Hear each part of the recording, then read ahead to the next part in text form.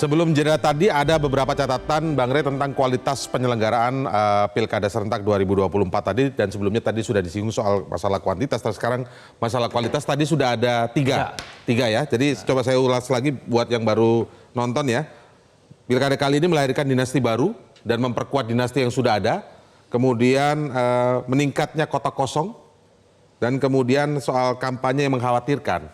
Yang sekarang trennya ada yaitu empatik dan kampanye olahraga yang dikhawatirkan ini adalah money politik berbalut hal-hal tadi ya, empatik maupun olahraga. Silakan lanjutkan Bang Rey. Yang keempat masih bagian dari kampanye itu adalah debat yang berubah ke hal-hal yang bersifat ricuh kan. Oh. Setidaknya sekarang kita melihat dalam catatan saya ya ada di sekitar lebih dari 20 daerah terjadi kericuhan di dalam pilkada yang justru mulai memakan korban. Di dalam debat di dalam debat itu. Di beberapa tempat, saya kira 1, 2 atau 3 tempat sempat orangnya dibawa ke rumah sakit kan, korban-korban ini karena ada kericuhan yang bersifat fisik. Tapi sebetulnya di luar kericuhan yang bersifat fisik ini, debat-debat itu juga menimbulkan yel-yel yang terlalu berisik sebetulnya. Sehingga tidak terlalu terdengar sebetulnya penyampaian penting di dalam debat itu seperti apa kepada publik itu. Yang ada itu adalah... Tapi substansi debatnya tidak pernah... Di situ masalahnya. Jadi alokasi debatnya juga sangat terbatas, isunya sangat banyak, gitu kira-kira. Sementara suasana debatnya juga penuh dengan keriuhan gitu. Nah, jadi ini yang keempat. Tapi yang menurut saya yang paling mengkhawatirkan itu adalah debat yang mulai berubah menjadi ajang kericuhan itu tadi gitu ya. Nah, sebenarnya ajang kericuhan ini lebih kepada karena argumennya sangat keras atau karena padahal substansinya tadi tidak terlalu kan sebenarnya kan? Penonton sebetulnya.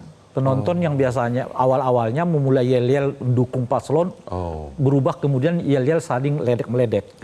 Nah, dari ledek-ledekan itulah muncul gesekan. Nah, mengakibatkan kepada kericuhan. Tapi di beberapa tempat dimulai juga oleh paslon.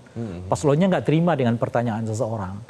Nah, lalu entah bagaimana caranya, kemudian menimbulkan kericuhan dan sebagainya gitu. Jadi banyak faktor lah yang kita lihat sebab dan tapi akibatnya adalah munculnya kericuhan, baik di dalam ruangan maupun di luar ruangan gitu.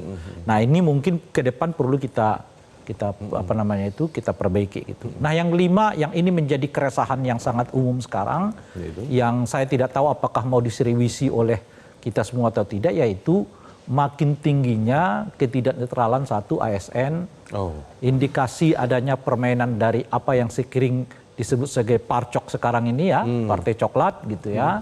Lalu coklatnya apa sih sebenarnya partai coklat? Ya itu mengarah mungkin kepada institusi kepolisian yang dianggap tidak netral gitu ya. Saat yang bersamaan juga institusi kejaksaan juga dianggap melakukan hal yang sama. Nah, ini bukan isu biasa menurut saya. Kalau tidak kita sikapi dengan baik, tepat dan sebagainya, ujung-ujungnya pilkada kita ini hanya sebagai upaya mengumpulkan suara dengan cara yang culas. Jelajahi cara baru mendapatkan informasi. Download Metro TV Extend sekarang.